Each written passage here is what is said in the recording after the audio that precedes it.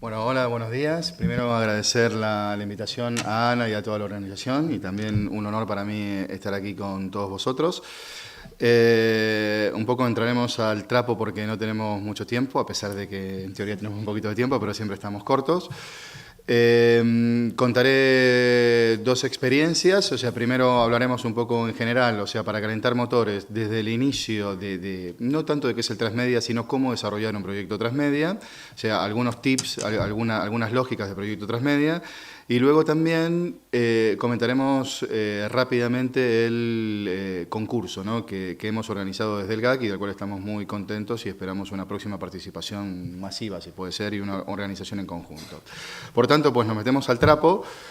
Perdón que vaya a llamar así un poco palo, pero creo que va a ser lo más divertido. Yo tenía algunas ideas para comentar acerca del transmedia, ¿sí? Voy a ir pasando un PowerPoint, que no hace falta que, desde ya os digo que apuntéis nada, porque después os lo daré, o sea que simplemente sentaros, escucháis y después comentamos, ¿vale?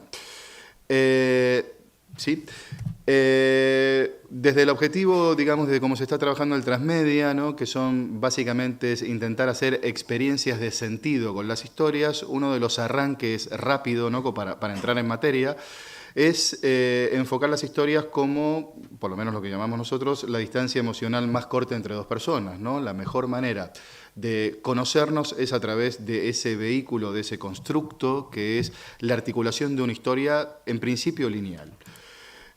Una historia nos vincula, ¿sí? entre personas, por tanto, basándonos en esta relación monomedial o unilateral, luego veremos cómo se comienza a transmediar en diferentes plataformas.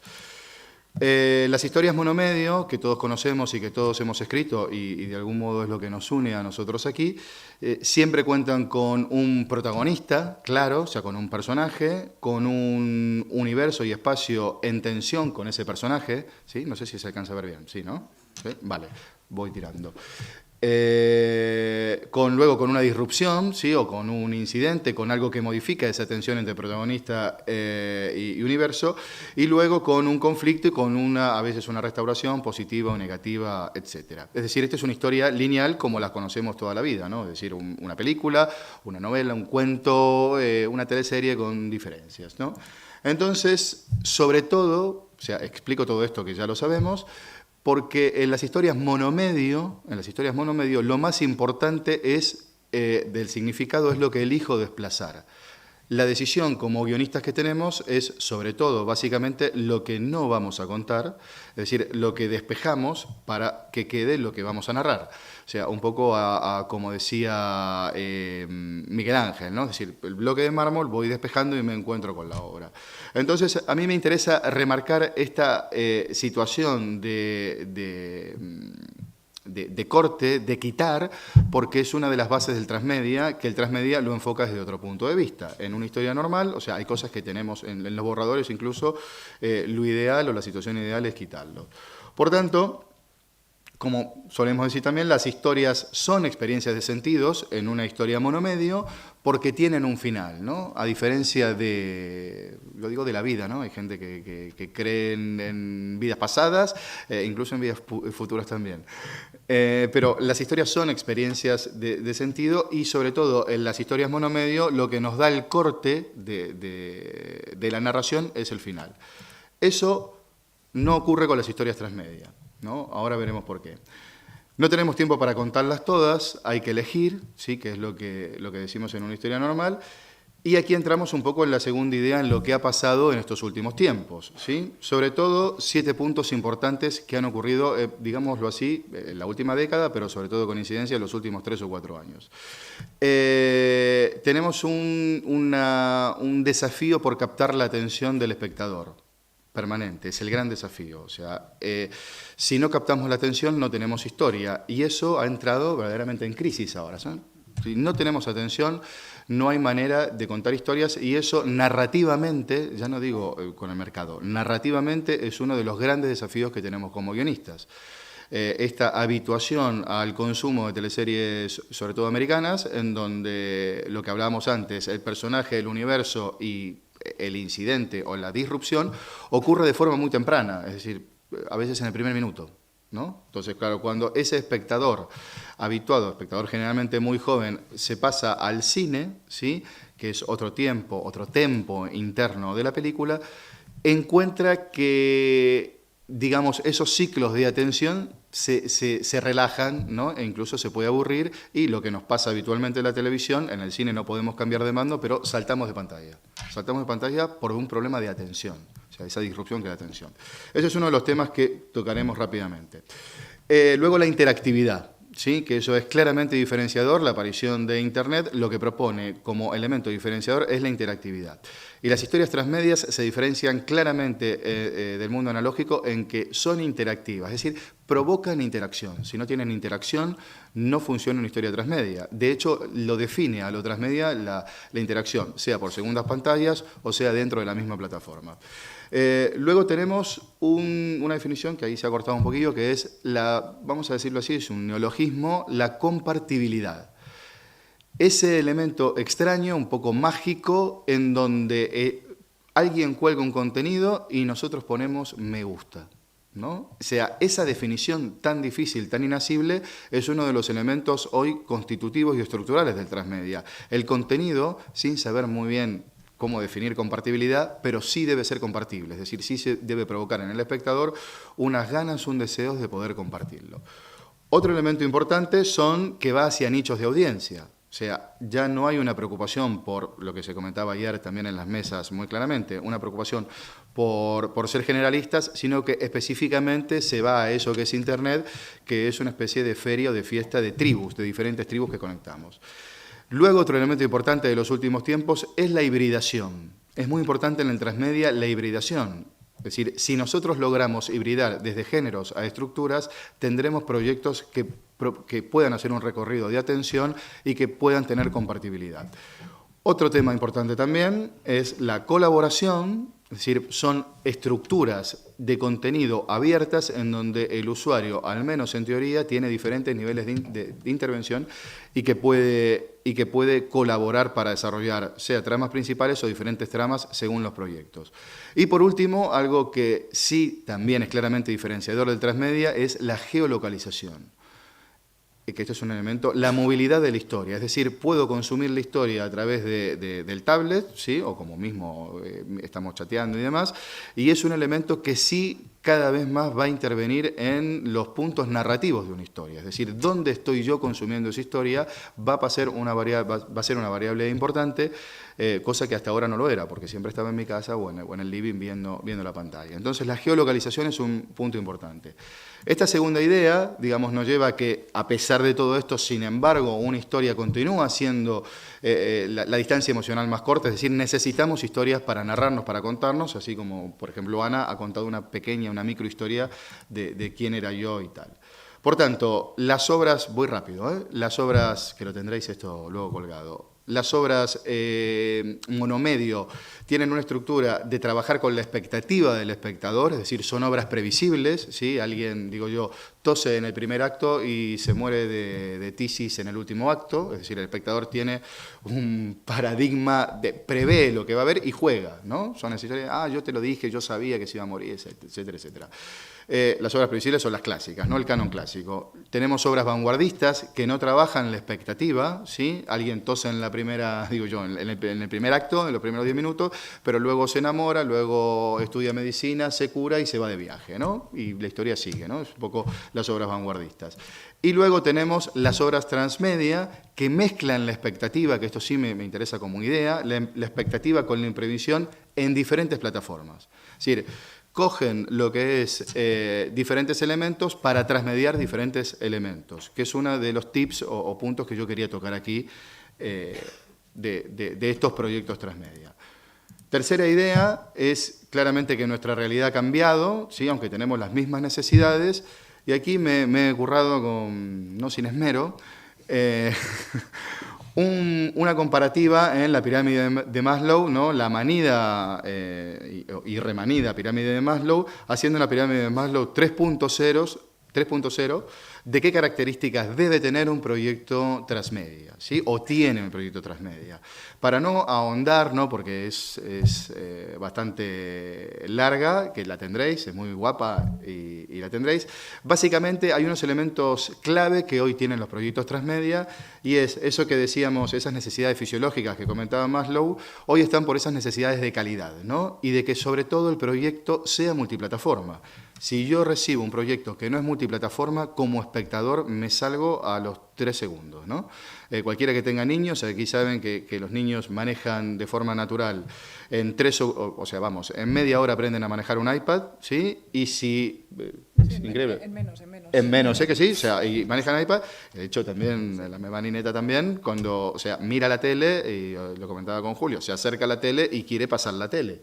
Quiere pasar la tele y dice algo que es muy real, dice, la tele no va. Y es verdad, la tele no va. O sea, es interesante el tema porque no va el mundo que ella tiene previsto con la tecnología que hay.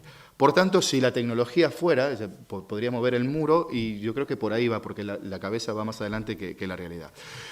Luego, un tema de seguridad, hay elementos de seguridad que a veces en los proyectos transmedias, cuando se incorporan usuarios, como LinkedIn, como PayPal, como métodos de pago que nos transmiten seguridad y estarían representados en esta capa de proyecto transmedia. Luego, la sociabilización, o sea, esto que decía Maslow, el afecto, el pertenecer a un grupo. Evidentemente es así, las cosas que nos gustan tendemos a compartirlas, ¿no? También las que no nos gustan, pero hay elementos que son muy inasibles y son lo que la publicidad también se devana los sesos por intentar intervenir para ver cuáles son esas variables que se están compartiendo, ¿no? Pero la compartibilidad y la sociabilización es un hecho comprobado y cierto, y hoy mismo, en este mismo evento, seguramente se está tuiteando lo que digo y se está compartiendo lo que digo en este mismo momento. Luego tenemos el prestigio, ¿sí? Es decir, hay proyectos que incorporan determinados elementos de prestigio, en donde hay usuarios que tienen mayor capacidad de interacción con esas tramas, y a través de la gamificación, ¿sí? se van produciendo diferentes tipos de escalas en estos proyectos. Y por último, lo que se llama, vamos a decir, lo que llamaba Maslow la autorrealización, que en un proyecto transmedia sería equiparar la co-creación, ¿no? Equiparar a un usuario que también comporta algunas variables que modifican el producto original de una manera impensada en su inicio, ¿no? Es decir, fuera de los debates de copyright y de propiedad intelectual, pero se produce una especie de experiencia social con el proyecto, y ya os contaré ejemplos de esto claros, ¿no? O sea, que se va de las manos el proyecto, y es algo que cada vez ocurrirá más, ¿no? O sea, partes en donde uno no puede controlar el proyecto y hay que habituarse a no controlar partes del proyecto. Podemos contar historias, como decíamos, de forma interconectada en diferentes plataformas, y en esta formulita que un poco me he inventado, la fórmula del transmedia es tener una buena narrativa, ¿sí? Dividida por soportes, que tengan valor añadido para la cadena de valor del contenido de la narrativa que se está desarrollando, multiplicado por la cantidad de usuarios.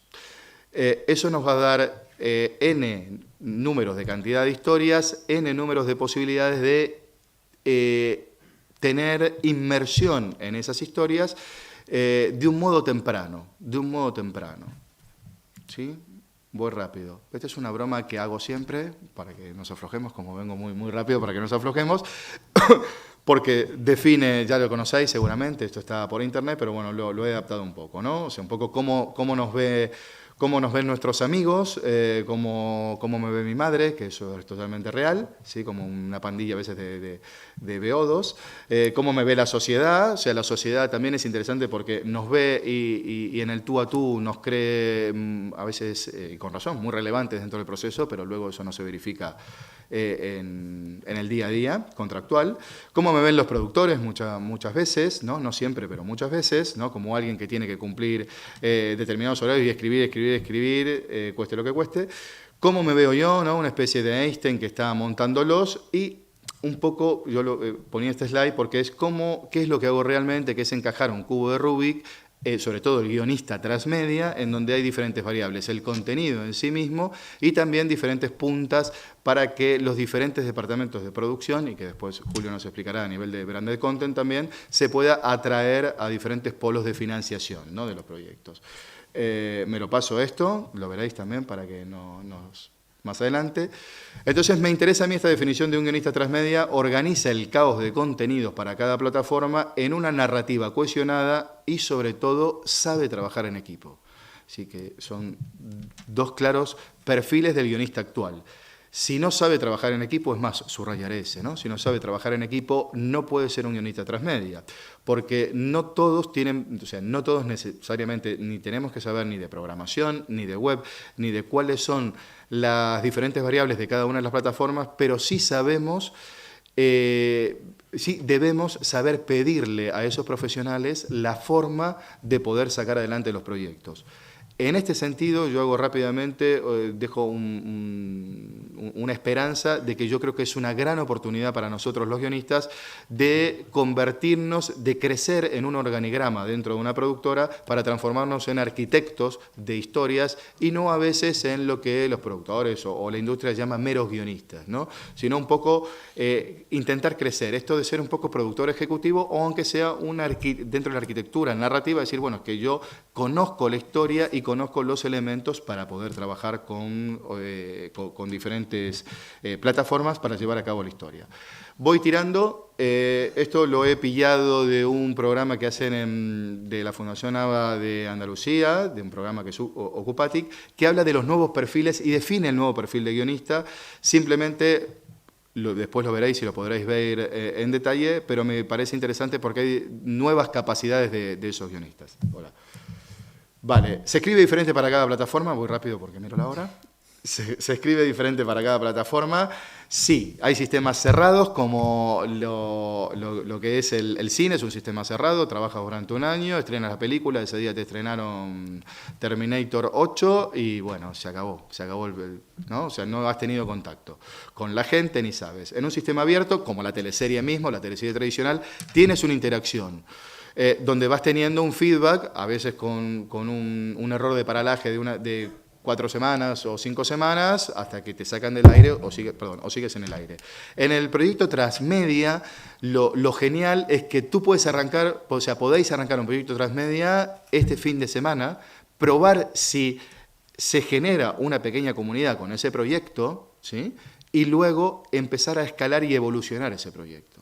O sea, eso es lo interesante del proyecto Transmedia, que llama a la acción inmediata y que tenemos las herramientas para comenzar ya. Mismo como el proyecto que comentabais ayer los compañeros que estuvieron en Estados Unidos. Arranca la web, sale el libro, pues estamos ya montándolo y estamos probando el mercado de forma inmediata, que eso interesa sobre todo mucho a la publicidad. Voy tirando para no centrarme tanto en temas conceptuales. Aquí tengo varios ejemplos, no los mencionaré a todos, después entraréis aquí a la ponencia y podréis clicarlos y ver la definición de cada uno, pero mencionaré uno que creo que lo tengo aquí, sí, se llama Malvinas 30 años, que es un proyecto muy sui generis del 2012, ¿no? Que por supuesto me afecta directamente, y es muy simple y se ha provocado eso que comentábamos en la pirámide de Maslow, la interacción del usuario. Está aquí, Malvinas 30, de Álvaro Lizzi, ¿no? Que es amigo también. El proyecto es muy simple. Después de 30 años de Argentina haber perdido la guerra de Malvinas, pues, es indistinto eso, se celebran esos 30 años de perdida la guerra, se conmemoran, no se celebran, no hay nada que celebrar, justamente. Y se empieza a tuitear, se inventa este chico un personaje ficticio que va a la guerra y tuitea el día a día con un personaje, con un soldado en Malvinas que está en la guerra, tuitea el día a día de ese soldado, ¿no? Entonces dice, bueno, un proyecto interesante, vas tuiteando, se hace un seguimiento de tweet, vale. Y ocurre aquí el milagro y lo inesperado. Un soldado real, ¿sí? Se conecta por Twitter, incluso no sabe tuitear, se conecta y empieza a tuitear soldado real con el soldado ficticio y le empieza a indicar a ese soldado qué pasos debe seguir para no morir en la guerra, que son los que él siguió. Se produce un susto en el creador, porque esto explota en las redes y la gente empieza a intervenir y ese soldado real con un personaje ficticio empieza a intervenir, ¿sí? Y lo guía a ese soldado para llevarlo a buen puerto, para rescatarlo, para que no muera en la guerra. Esto explota, o sea, solo en Twitter explota, o sea, como historia, como storytelling, explota en las redes. Este proyecto se hace famoso y la televisión viene a buscarlo. Imagínate, hay que hacer la teleserie de esto, ¿no? O sea, hay que ir inmediatamente. Ese es un ejemplo de cómo, desde el punto de vista periodístico y creativo, el transmedia tiene una gran oportunidad, y yo creo que como creadores de contenido, a nosotros no nos debe importar cómo se llama el medio para poder contar una historia. Voy rápido, 5 minutos. O sea, quería llegar aquí, no comento ningún proyecto, algunos son muy conocidos, Luke Blice, Robert Platten, etcétera, etcétera, etcétera. Aquí tenemos el ejemplo del cosmonauta también, y próximamente, os prometo, el año que viene tendremos ejemplos claros españoles, ¿no? Que se están desarrollando. Digo esto a raíz del concurso de transmedia que hemos montado en el GAC. ¿Cómo se describe un guión transmedia? Esta es una broma siempre que hacemos, que es a más cómo, menos de por qué, ¿no? O sea, no nos interesa tanto el cómo, sino el por qué y las razones de por qué transmediamos el contenido. Pero para no ponerme muy serio, esto también lo veréis más adelante, la estrategia de un desarrollo transmedia, cómo concretamente se desarrolla, para daros algunos tips. Y algunas recomendaciones, tampoco lo veremos porque no tenemos tiempo, pero sí 2 aspectos que sí veremos, que es algo que me gusta, que es pensar siempre en personajes oxímoron, ¿sí? Que es algo que me encanta, es decir, estos personajes en donde, digamos, su parte sustantiva de algún modo es adjetivada por su opuesto, ¿sí? Lo que es un tropo, es una figura retórica, esto de nieve oscura, ¿sí? O de noche clara, o político no corrupto, por ejemplo. Entonces, los personajes oxímoros son muy importantes porque a nosotros, para transmediar, nos dan una posibilidad de fraccionarlos en diferentes tipos de capas, y estas capas, que son típicas de la creación de un personaje, de cómo es, del secreto que tiene, de cómo cree que es y de cómo lo ven, cada una de estas capas se pueden transmediar, ¿no? Cuando esto me preguntan, ¿cómo transmedio un personaje? Pues puedo transmediar en una plataforma cómo es en un secreto, por ejemplo, en un print, en un book, ¿sí? Tengo el secreto del personaje, pero el cómo lo ven lo pongo en la TV, en la teleserie, cuando transmedio, y el cómo cree que es, ¿no? Lo pongo en el Twitter. Entonces trabajo el personaje por capas y voy trabajando en plataformas. Digo porque a veces hablamos mucho de transmedia y no especificamos cómo lo hago como escritor, ¿no? ¿Cómo lo trabajo? ¿Sí? Vale, tiro esto también, que me gusta, que los personajes, incluso los nodos de creación de saltos entre plataformas, por lo menos a mí me gusta decir que hay que trabajar siempre con elecciones del personaje, ¿no? Que, como en la vida, la única elección posible siempre es entre lo malo y lo peor, ¿no? A veces elegimos lo peor, a veces elegimos lo malo. Es la verdadera elección que tenemos permanentemente. Esas elecciones pueden ser las bifurcaciones de los nodos también para saltar de plataforma en plataforma. Pero no me quiero poner muy técnico. Sobre todo, lo más importante es tener en cuenta que cuando escribimos transmedia, y también teleseries, ¿no? Siempre estamos pendientes de 15 segundos, ¿no? Cuánto falta para ese próximo clic, o sea, cuándo nos van a abandonar, y nosotros tenemos que intentar, como digo yo, aplicar la segunda ley de termodinámica a lo que es la narrativa, ¿no? Es decir, cuando tú pones una taza, ¿no? Por la segunda ley de termodinámica, que todo tiende a un equilibrio, la taza se enfría, ¿verdad? O sea, una taza de café se va enfriando con el tiempo, ¿no? Con la atención ocurre lo mismo, ¿no? O sea, tú estás hablando como ahora y de repente, o sea, una forma de crear atención, ¿sí? Y ahí le has levantado la cabeza y me has visto porque se ha roto el sintagma que venía, que es monocorde, tal. Entonces hay que crear y saltar. Muy bien, no hablaremos de más, esto lo tendréis. Ese estimular la atención es para nosotros muy importante a nivel de la creación. Incluso también para dar otro tip, que aquí tendréis varios, incluso tenéis aquí un bonus track de tips, también. La hibridación de los géneros también puede transmediarse. Es una variable que muchas veces no se utiliza, pero puede transmediarse. O sea, como hablábamos de hibridación de géneros, podemos tener un género principal, que esto es que hemos recibido proyectos así, que trabaja el thriller, por ejemplo, en la televisión, pero que trabaja el humor en un género secundario y que lo va variando el género ¿sí? El género por plataforma, o sea, que flipas, ¿no? O sea, es una cosa interesante de trabajar, que es algo que generalmente no se transmedia, a veces se transmedia solo mera información y no los géneros. Hay diferentes modos de controlar los nodos narrativos, no nos meteremos, aquí yo tengo muchos ejemplos de cómo controlar los eventos y los diferentes elementos que tiene un proyecto transmedia. Aquí tenemos un ejemplo concreto, que ya lo conocéis, que es del Cosmonauta, cómo, sobre todo en el software que estamos utilizando en la actualidad, o el Celtics o el Final Draft, hay problemas para incorporarlo de las diferentes pantallas, aunque debo deciros también, ¿no? Yo que también soy un forofo del software y trabajar con software totalmente, ya hay un nuevo software, ¿sí? No puedo hacerle publicidad porque no tengo nada que ver, que lo ha inventado Robert Pratten, que sí trabaja los proyectos y diseña los proyectos transmedia. Increíble, lo trabaja por nodos, por geolocalización, es una especie de dramática como el software americano, pero para transmedia, que es increíble. Está en beta, pero es interesante. Quiero decir que pasado mañana ya va a estar este software y ya no tendremos excusa para decir cómo hago aquí para montar todo esto, cómo lo veo, cómo hago el zoom out y veo todo el proyecto y tal. Vale, muy bien, un bonus track que os lo dejo, 12 reglas para el storytelling según Pixar, modificadas que son muy importantes para tener en cuenta. Y este ejemplo de que hay un solo riesgo, no arriesgar. Respiro, voy rápido, un minuto más y explico, si lo encuentro aquí, decíamos, seguramente no lo encontraré, lo teníamos por aquí, ¿verdad? ¿Cómo era que me había dicho aquí el compañero? Sabía que no lo iba a encontrar, ¿eh? Aquí, básicamente. Explico esto que hemos montado una iniciativa del GAC, o sea, nosotros pensamos en el GAC que teníamos que hacer una acción concreta con nuestros socios y con la gente y para toda España, y nos inventamos, nos sacamos de la chistera el primer concurso de guión de proyecto transmedia de España. Lo comento rápidamente, un minuto, porque es un poquito de storytelling de cómo montar acciones con 2 duros, ¿no? Que esto fue el tema. Fuimos a contarle la película al MAC, que es el Mercado Audiovisual de Cataluña, que también está en esta línea de transmedia, pero bueno, no sabía cómo bajar a tierra esto, y tuvimos una idea genial, que fue montar este concurso transmedia. Entonces, nosotros, que somos el GAC, esto también luego lo tendréis colgado,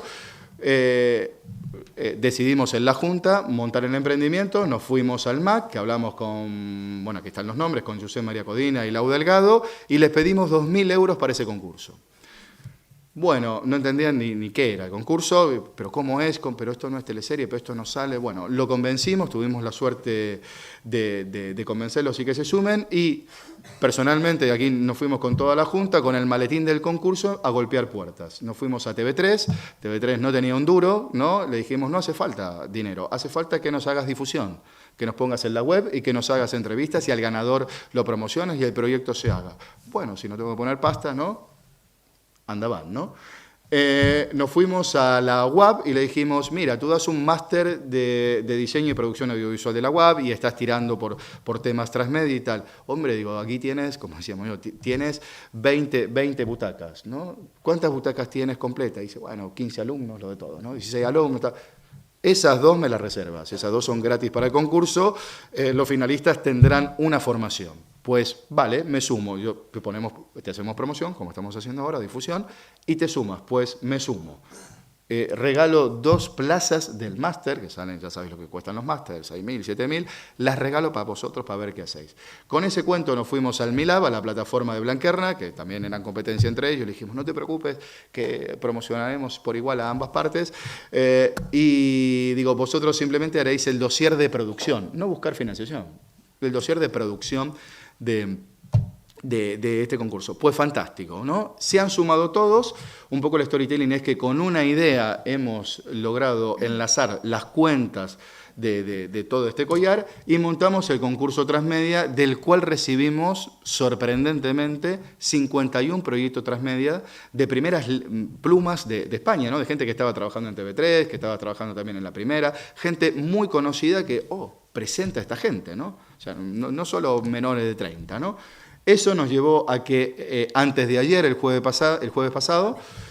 miércoles, presentásemos en el Festival de Sitges 2013 por primera vez fuimos también con el cuento y nos dieron el lugar en la sala Tramontana y dijeron, no sé qué es esto, pero bueno, te veo como tan convencido que te dejo aquí. Presentamos a los ganadores del Festival de Sitges, que por cierto, hay una persona que es de Madrid, y también tenemos muchos participantes vascos, ¿no? Que debo decir aquí. Entonces estamos muy contentos por esta iniciativa. Luego podréis ver a los ganadores, que para mencionarlos es Joan Grau, el ganador, que es un eximio, un excelente guionista, que trabaja con Buenafuente, ha ganado el primer premio de este concurso Transmedia. Sorprendido de haber ganado, ¿no? De toda esta movida que estamos haciendo, y nosotros creemos claramente que el único riesgo era no arriesgar, y arriesgamos y nos ha salido bien, ¿no? Y simplemente aquí para cerrar, quería comentaros estos, después para más datos comentamos fuera o vamos tuiteándonos y tal. No los pondré aquí, pero también en este están los finalistas y podréis verlo, los ganadores, pero están los vídeos colgados de los proyectos ganadores, para que los veáis también. O sea, pero para ir rapidito, os agradezco la atención y después seguimos comentando estos temas transmedia. Muchas gracias a todos. Vale.